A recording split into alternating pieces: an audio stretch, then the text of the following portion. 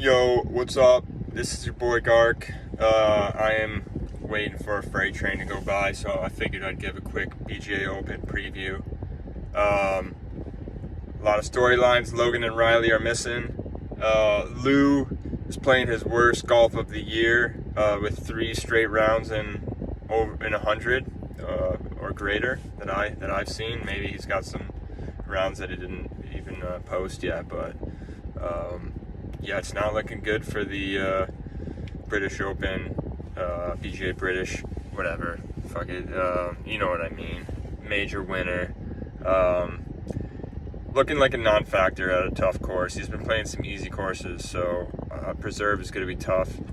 Kevin is going to be playing there the day before, which should give him the edge over the competition. He's going to be, playing there for the 3rd time in history, while none of us have ever seen the course before.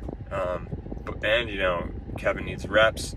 He's not a very good player when he hasn't played in a while, so playing that scramble the day before will probably be pivotal. Can't talk. And I think he's one of the favorites. I think the other favorite would be myself, who is, I have been going to the range quite a bit, more so than really ever before, besides like maybe, when I was really trying to break 90 and 80 for the first time. I'm feeling great in terms of my swing. My driver is still question mark. We'll see if I can do it when the pressure's on. But if I can get in the fairway, I'm going to be hitting greens, I believe. I don't know. Short game is, I'm just going to try to keep it basic and try to get the W. Just hopefully the amount of hazards at this golf course, which is the Preserve at Oak Meadows, really gets into everyone's head and causes them to lose a ton of balls. And just, I'll be consistent. I'm just looking for people to gift me the victory. Steve is probably the 3rd, guy I gotta look out for.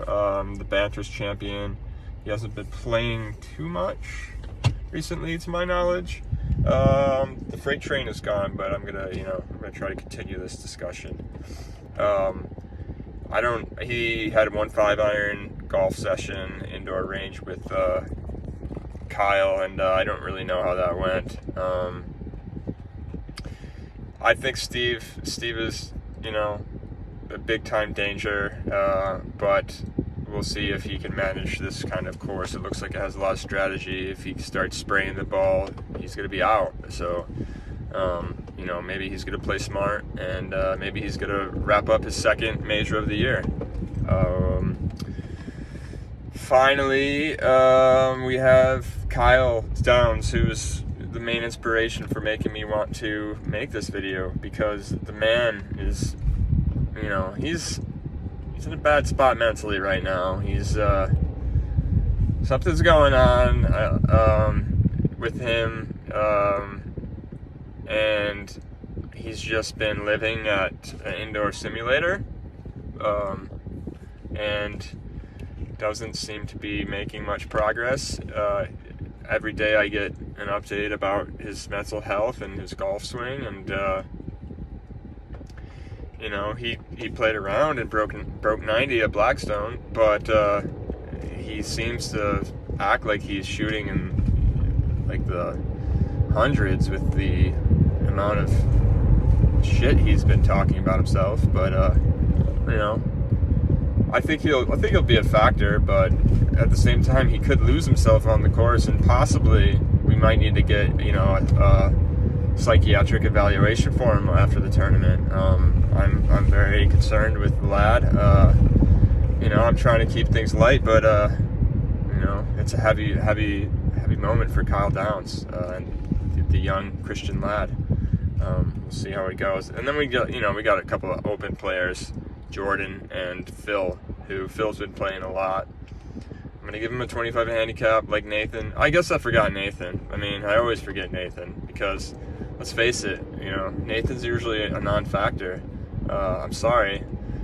Please don't tell him I said that. But I think he's going to be all upset because Chelsea are probably going to beat Tottenham.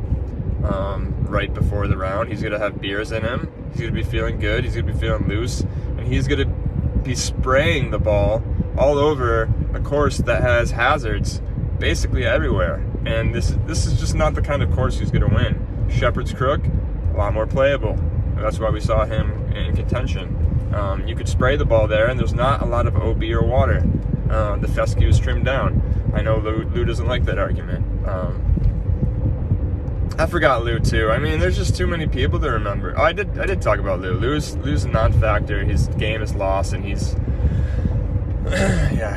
he's not in it. Okay, let's go back to the Open players. Phil, I'm going to give a 25 handicap. I don't think he's going to break 100, which is, I think, probably where you need to be when you're a 25 handicap and you want to win a major.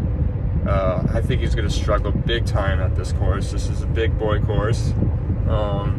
That's why we selected it for the BGA Open. It's supposed to be a more challenging course, and I think this is going to live up to its billing.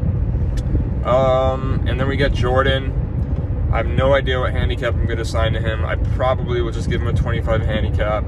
I think that's the max. I'm not going to give some random person a 30 handicap just to give them a chance to, win a major for shooting 105.